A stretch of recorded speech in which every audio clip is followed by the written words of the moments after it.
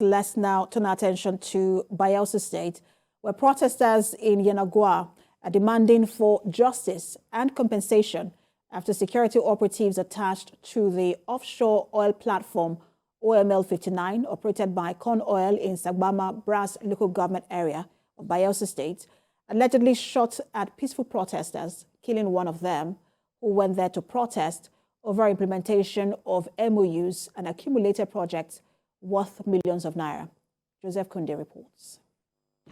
A massive gas leak that resulted in the contamination of the atmosphere and destruction of the aquatic life on the ocean led to the first protest embarked upon by fishermen and youths of Sangana community in Brass local government area of Bayelsa State to the operational base of Con Oil last year, November. About 7 months after, another protest to Auntie Julie over the lack of unemployment opportunities is allegedly met by gunfire from some security personnel, leading to the death of one, 2 missing, and several others injured. Nobody to employ, no work, nothing. We go to say make we go meet them for process. As we go meet the rig, and from there, then shoot us. As then shoot us, then shoot one boy. And I shoot 2 of us, and two fall for water. In reaction, protesters in Yenagoa warned the company to stop operations or face a shutdown of their facilities. Con Oil must leave our territory. We don't want them anymore. Their engagement is wrong. Their policy is wrong. They're also polluting our land, spilling oils day and night in our river. This menace must stop. Our support to them, and we'll come to the platform to carry out another peaceful protest. We are a very peaceful people. We are a very patient people. But when you think that you want to test the patientness of the German, the job blood will come out of us. While speaking to journalists, some community leaders also demand immediate action and compensation for the bereaved family. PIA has come, we agree. We have nominated members of Board of Trustees. You have refused to inaugurate them. What else do you want? Because we have gone for peaceful protest, our boys have been shot dead. This is unacceptable, and this is the height of it. We call on all relevant authorities to come into our aid. Where they are carrying out the operation is our fishing point. Yet they will be threatening us with guns. The government, security agencies, come into this matter and resolve this issue amicably. While efforts have been made to reach representatives of Con Oil, the company is yet to present an official statement on the matter. Joseph Kunde, TVC News, Yenagoa. Let's take you back to the National Assembly, where the Senate moments ago approved President Bola Tinubu's appointment of 20 special advisors.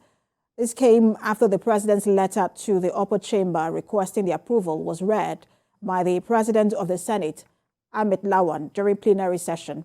Now let's bring in our National Assembly correspondent, Tijesu Adeye, for more on this. Tijesu, give us more details about this particular development. Yes, Precious. The Senate President at the start of plenary, which is usually the norm, to begin with reading letters from Mr. President. So one of those letters was one asking them to approve appointment of special advisors for the president. Under normal circumstances, this is supposed to pass through some critical processes before it gets approved. When it's read on the floor like that, it's usually referred to the committee, where the committee considers these nominees before they are approved. But according to what the Senate President said, he said due to the urgency of the appointment, they have to approve it urgently. He didn't communicate for what reason, but of course we know that the president has made some appointments recently. So, but this one, he said this one has to be urgent, and no name was actually contained in that letter. But from what the only information that the Senate President was able to give was that it's a matter of urgency, and they need to approve it, and so they suspended some of their standing orders to be able to consider and approve it urgently. Normally, this is not done. It actually passes through processes. It it might even take 2 to 3 weeks, or maybe due to the urgency, they suspended their standing rule, considered it, and approved the appointment. But there was no name contained in that letter as to who was approved, who in particular is among those 20 appointees, but they just approved that request from Mr. President. Thank you so much for that update. National Assembly correspondent there, Tijesu Adeoye. Right here in Lagos, the State Governorship Election Petition Tribunal has dismissed the application of the candidate of the Labour Party, Gbadebo Root Survivor, who was seeking an order for leave to consolidate his petition with that of the People's Democratic Party and his candidate, Olajide Adediran. The tribunal headed by Justice Arum Ingen Ashom also dismissed Mr. Root Survivor's request to file an additional list of witnesses and their written statements on oath. Kemi Fola Adeyemo has more. After hearing arguments from all the parties last Friday, the three-justice panel dismissed Gbadebo Root Survivor's application for consolidation on the grounds that the petitions, as well as the facts, subject matters, and relief sought are different. The LP candidate's petition was brought against the Independent National Electoral Commission, Governor Babajide Sanwo-Olu and his deputy, Obafemi Hamzat, who were both declared winners of the March 18 election, as well as their party, the APC. But in Olajide Adediran's petition, he and his party, the PDP, are the petitioners, while the respondents are INEC, Mr. Sanwo-Olu and Hamzat, the APC, as well as Mr. Root Survivor and his party. In the second application, which was dismissed, the tribunal held that the LP's candidate should have sought the leave of the court for extension of time within which to amend his petition, as the 21 days stipulated by the Electoral Act within which to file an election petition has since passed. Also on Monday, the tribunal reviewed its initial order on the number of witnesses to be called by parties in Mr. Root Survivor's petition, by allowing the APC's candidates and that of the Labour Party to present 30 witnesses each. APC gets to present 20 witnesses. Only INEC said it would limit the number of its witnesses to 10. Parties would call.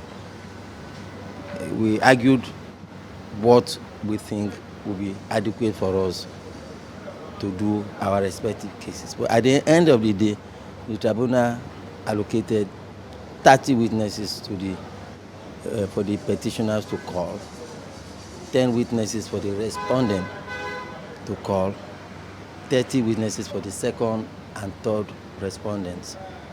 Then the fourth respondent has 20 witnesses.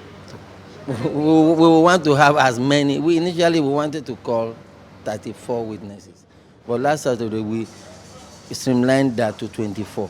But the tribunal feels that was still too much, and after initially asking us to call only 10 witnesses, but after we persuaded the tribunal, it was expanded to 20 years. Further hearing is fixed for June the 13th. And so other stories, international and local worshippers of Ifa and traditional religion converged on the ancient Ileife city in Osun State to celebrate the grand finale of this year's World Ifa Day. At the event, message to Nigerians from the Ifa Oracle is to support and cooperate with government and its policies and programs to make life more comfortable for all. Rafiu Hamid reports, and after this report, we will bring you updates in business. Stay with us. The World Ifa Day is a festival observed on the 3rd of June every year as a traditional religious pilgrimage to ancient city of Ileife to usher in a new year for the adherents of traditional religion and Ifa worshippers across the globe. The eve of the occasion features spiritual consultations, prayers and supplications, paying obeisance and propitiation to the gods and deities, as well as prophetic revelations on various issues. One of the core messages of this year's Ifa festival is for citizens to cooperate and remain supportive to policies and initiatives of government for the overall benefits of all, regardless of religious or ethnic background. The Ooni of Ife, Obadiah Ogunwusi, urged the Ifa worshippers to adhere to the messages from the Ifa Oracle and also admonished citizens to support governments at all levels in their bid to bring succor to Nigerians. Ifa is saying that this year that people should not conspire against the leaders. That whatever our leaders, whatever they do, we should always look at it from the positive angle. The Arabagbayi worldwide, Awurini Awudotun, advocates promotion of traditional religion and indigenous languages, including commitment to preservation of cultural heritage by governments. We should not forget our culture, particularly our language, because when we forget our languages, that is slavery for life. But my advice for us is that let us keep our languages. The state deputy governor harped on the need for mutual commitment to religious tolerance among adherents of various faiths. The purpose of this type of occasion, it is to foster unity among religious groups. If there's any problem in anywhere in Yoruba land today or in the country, this type of meeting can be harnessed to resolve such matters. Ifa worshippers from different states, including those from overseas, foreign tourists, and cultural enthusiasts, were among those that graced the grand finale of the event. Rafiu Hamid, TVC News, Ileife, Osun State.